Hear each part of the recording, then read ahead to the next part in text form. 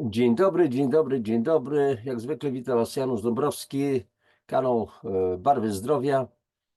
Dla tych, którzy po raz pierwszy tu trafili, zajmuję się ponad 25 lat, czyli od lat 90, końcówki lat 90. XX wieku, profilaktyką zdrowotną, gdzie zasadniczymi jakby fundamentami naszego zdrowia, w moim takim rozumieniu, to jest, słuchajcie, to jest dożywianie organizmu, czyli suplementacja wysokiej klasy suplementami, to jest picie czystej wody, alkalizowanej najlepiej, strukturyzowanej, w miarę możliwości o bardzo wysokim, niskim potencjale redox. Trzecia sprawa to jest dożywianie organizmu polami elektromagnetycznymi, specjalnymi terapeutycznymi pasmami i tak dalej. Do tego jeszcze dołączmy ruch, do tego jeszcze optymistyczne widzenie świata, mimo przeróżnych rzeczy. I wtedy mamy taki budynek, taki gmach naszego zdrowia ustawiony naprawdę sensownie. Ja mówiąc w tej kolejności, suplementy, woda, pola, nie oznacza to, że akurat mamy to realizować punkt po punkcie, czy najpierw to jest najważniejsze, to mniej ważne, a to najmniej ważne, czy coś w tym rodzaju. To są jakby tylko punkty tego planu, natomiast ważność jest praktycznie taka sama. To trzeba zrozumieć. Natomiast, kochani, o czym dzisiaj? Dzisiaj zacznę od krótkiego cytatu, oczywiście z tej książki, która tutaj jest wyeksponowana. Znaczne zmniejszenie zdolności adaptacyjnych, rozwój leukopenii, czyli niski stan leukocytów, osłabienie tempa metabolizmu, zwiększona śmiertelność, zaburzenia rytmu dobowego, zaburzenie funkcjonowania ośrodkowego układu nerwowego, zmiany strukturalne i funkcjonalne w organizmie, zmiany neuroendokrynologiczne, wzrost stresu oksydacyjnego, znaczące zmniejszenie zdolności do pracy, zmniejszona wytrzymałość, aktywność behawioralna, zaburzenia pamięci, pogorszenie zdolności uczenia się i tak dalej, i tak dalej. Co to jest? Co to są za symptomy? To są właśnie symptomy tak zwanej choroby kosmicznej. Czy ona istnieje? Tak, już istnieje. Czy ona istnieje wyłącznie na mateczce Ziemi, na naszym globie, czy raczej, jak jeżeli mowa o kosmosie, to w kosmosie? Po prostu rozpatrzmy te wszystkie zagadnienia. Skąd się, słuchajcie, wzięły znaczy, jakie jest źródło tych symptomów? Skąd to się w ogóle wzięło? Oczywiście to są wszystko badania dotyczące eksploracji kosmosu i z jednej strony amerykańska NASA, z drugiej strony rosyjski Roskosmos, czyli cała korporacja przemysłu rosyjskiego odpowiedzialna za eksplorację kosmosu. Już od dawna, jeszcze w dawnym Związku Radzieckim, oczywiście Stany Zjednoczone, jak mówiłem, później Chiny, Indie, Pakistan, Izrael również, Japonia, Brazylia, wiele innych krajów, Wielka Brytania również, Francja prowadzą silne, rozbudowane badania medyczne związane właśnie z badaniami kosmosu i zachowaniem się człowieka, organizmu ludzkiego, ale też organizmu zwierząt, roślin w warunkach kosmicznych. Co mam na myśli? Otóż od lat 60. ubiegłego stulecia przeprowadzono ponad 140 bardzo ściśle ukierunkowanych badań naukowych, bardzo rozbudowanych, dotyczących wpływu pól magnetycznych, elektromagnetycznych na organizm ludzkich, a w zasadzie wpływu właśnie pól elektromagnetycznych na zachowanie się komórek, tkanek całych organizmu, narządów itd. Bo otóż co stwierdzono? W kwietniu 1961 roku odbył się pierwszy lot żywego człowieka w kosmos. Dlaczego żywego mówię? Tak trochę żartobliwie.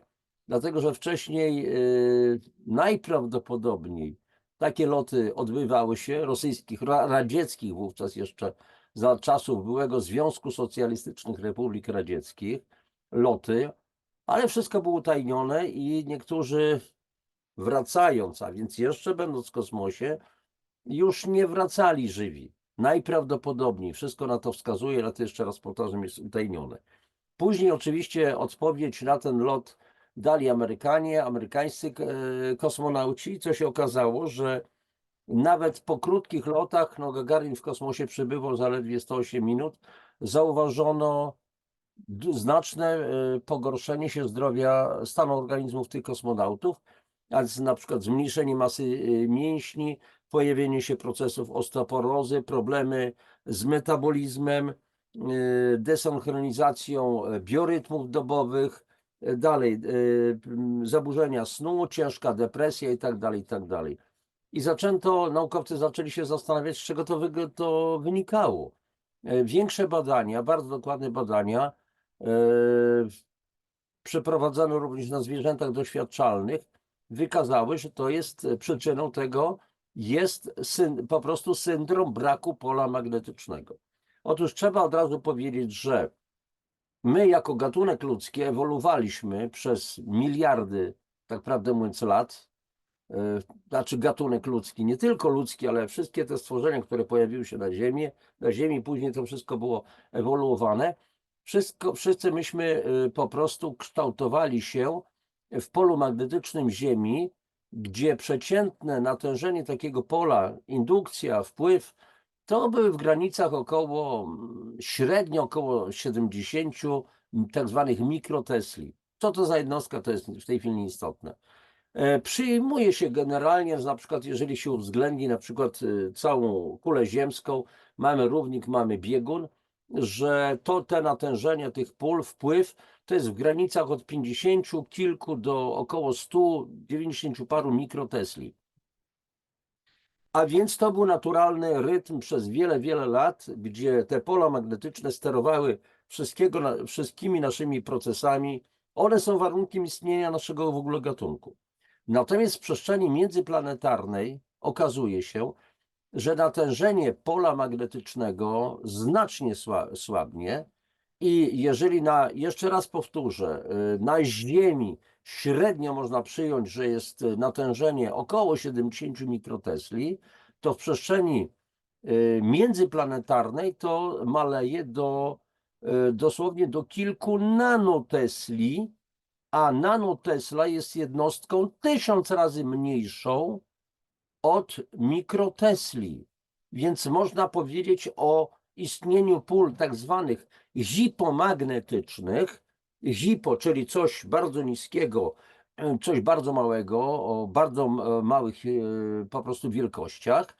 Okazuje się również, no, jeżeli chcemy podróżować w kosmos, bardzo daleko od mateczki Ziemi, w dużych odległościach od różnego rodzaju planet, które mogą wytwarzać własne natężenia pól magnetycznych, to okazuje się, że w tych przestrzeniach, dalekich przestrzeniach międzyplanetarnych podróżujący kosmonauci mogą być narażeni na braki pola magnetycznego, ponieważ istniejące tam pole, no bo w końcu jednak ono istnieje, jest nawet 10 000 razy mniejsze od pola magnetycznego Ziemi. 10 000 razy, czyli praktycznie jest wyzerowane.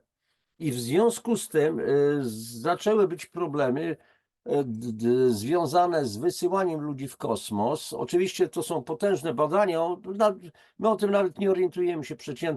Przeciętny tak zwany Kowalski, przeciętny Smith nie orientuje się kompletnie, bo to jest siłą rzeczy, jakie badania są robione, wiele z nich jest utajnionych, ale okazało się, żeby ci kosmonauci przeżyli, muszą mieć zapewnione odpowiednie pole magnetyczne na statkach kosmicznych. I zaczęły powstawać pierwsze pulsujące urządzenia wytwarzające pulsujące pola magnetyczne o skomplikowanych nieraz bardzo sygnałach dostosowanych do funkcjonowania naszych komórek, naszych po prostu tkanek. I teraz co się okazało? Wracam do tych pól tak zwanych zerowych, czyli hipomagnetycznych na poziomie właśnie pól zerowych. Zacytuję pewien fragment z mojej książki. Ponadto chodzi o badania bardzo dokładne naukowe. Ponadto pola magnetyczne o wartości bliskiej zera wpływają negatywnie na komórkowe mechanizmy transportu różnych składników odżywczych, funkcjonowanie układów i narządów w organizmach, procesy rozwojowe, układ dobowy, czyli tak zwaną metylację DNA. obniżają aktywność neuronów i całego mózgu, powodują zaburzenia neurogenezy hipokampu, czyli powstawanie nowych komórek nerwowych, oraz upośledzają rozwój dendrytyczny nowo powstałych neuronów, przyczyniają się do powstawania problemów z koncentracją, osłabiają zdolności uczenia się, funkcje poznawcze, sprzyjają wzrostowi nerwowości, skłonności do depresji itd. Wykazano także negatywny wpływ na rozwój embrionalny oraz zaobserwowano przyspieszenie proliferacji komórek nerwiaka zarodkowego, inaczej płodowego, neuroblastoma, czyli złośliwego nowotworu współczulnego układu nerwowego. Zalicza się go do grupy nowotworów wieku dziecięcego. Jest jednym z częściej występujących nowotworów współczulnego układu nerwowego u dzieci, jednocześnie najczęstszym nowotworem diagnozowanym u niemowląt. Bo można się zastanawiać, jak to dziecko jeszcze nic nie nabroiło, jeszcze nie najadło się tej sztucznej jedzenia i tak dalej, i nagle okazuje się, że jest chore na nowotwór. Jak to jest? I oskarża się oczywiście absolut o to, że skazał to dziecko na jakąś tam chorobę, śmierć przedwczesną i tak dalej, i tak dalej. Więc jak to jest? To my sami niestety robimy przez naszą własną głupotę, niewiedzę i tak dalej, i tak dalej. I teraz chodzi o co? To wszystko, o czym mówię, to są typowe symptomy właśnie tej choroby kosmicznej spowodowanej przez brak pola magnetycznego w odpowiednich parametrach. Możecie teraz zadać pytanie, no dobrze, ale co ma to wspólnego ten brak pola magnetycznego w kosmosie, narażanie tych kosmonautów? Dobrze, są narażeni i tak dalej, ale na nas, na tych, którzy są na Ziemi. Co to ma wspólnego z tymi niemowlętami, o czym ja już przed chwileczką mówiłem? No przecież to jest zupełnie jakby co ma piernik do wiatraka. Jedno drugiego po prostu się nie trzyma. Otóż się trzyma, kochani, bo owszem, nasi przedstawiciele eksplorują kosmos, natomiast my również jesteśmy podróżnikami w kosmosie. Naszym statkiem kosmicznym jest nasza planeta Ziemia. I pole magnetyczne na nas oddziałuje. Nie chcę tutaj przytaczać słów Wernera Heisenberga, słynnego fizyka, noblisty, który powiedział coś na temat właśnie tej energii magnetycznej, że to jest w ogóle warunek życia człowieka na Ziemi. W jednej z audycji o tym mówiłem, zresztą piszę o tym w swoich książkach.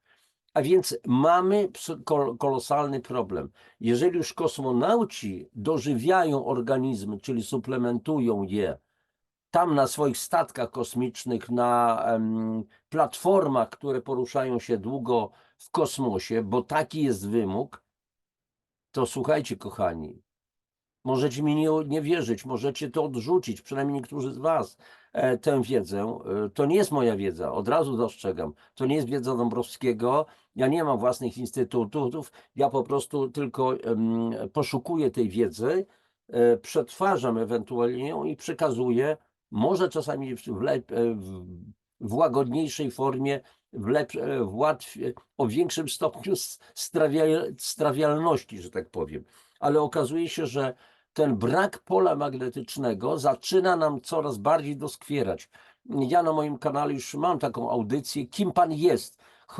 Chodziło o Kyoichiego Nakagałę, dyrektora kliniki w Isuzu w Japonii, który jeszcze w 1976 roku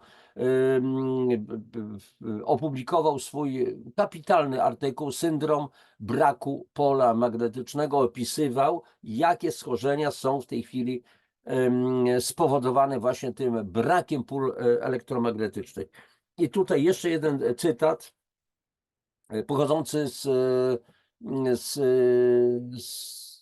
z artykułów zamieszczanych przez NASA. Zagrożenia dla zdrowia astronautów związane są z chronicznym narażeniem na promieniowanie w przestrzeni kosmicznej, obejmują karcynogenezę, uszkodzenie układu krążenia, degradację centralnego układu nerwowego. Ponieważ ziemskie pole magnetyczne odpowiada za ochronę nas na powierzchni Ziemi, logicznym rozwiązaniem tego problemu byłoby wysłanie statku kosmicznego ze sobą,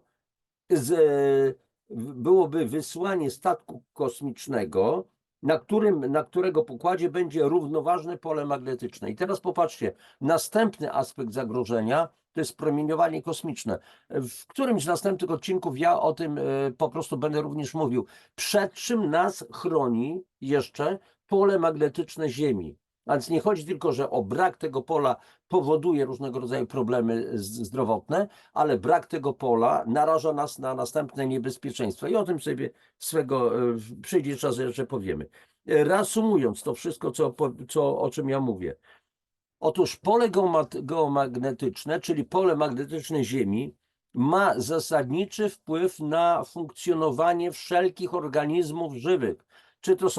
Czy to począwszy od jakichś bardzo prostych form życia, poprzez rośliny, poprzez zwierzęta, aż do naszego układu po prostu ludzkiego.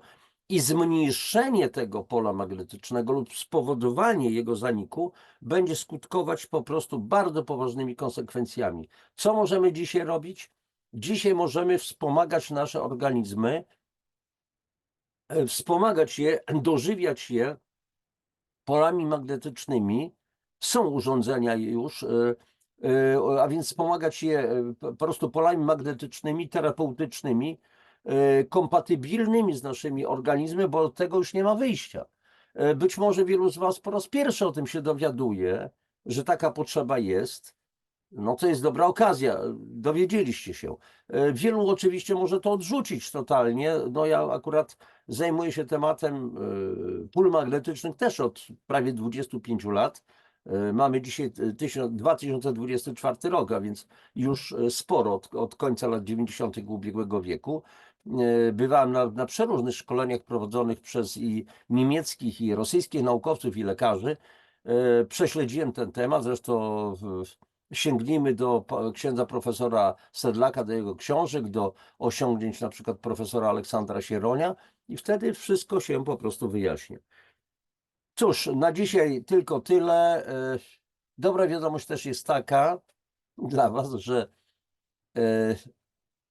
niedługo będziemy mieli gościa, człowieka, który ma ogromną wiedzę na temat działania pól elektromagnetycznych, który też jest wytwórcą specjalnego urządzenia polskiego. Mieszka w Polsce, jest Polakiem oczywiście. I ja zgodnie z moimi zasadami uważam, że przede wszystkim trzeba promować to, co jest dobre, to, co jest skuteczne, to, co jest pożyteczne, a w dodatku, jeżeli to jest polskie, to tym bardziej. Więc do najbliższego spotkania z tą osobowością, pasjonatem, człowiekiem, który naprawdę ma ogromną wiedzę na temat właśnie oddziaływania pól magnetycznych. Trzymajcie się, wszystkiego najlepszego. Jeżeli audycja Wam się spodobała, zainspirowała Was do poznawania nowości, to proszę o lajki, suby oczywiście, komentarze, podyskutujmy sobie. Zawsze staram się odpowiadać na komentarze. Najlepszego dla Was. Papatki, cześć.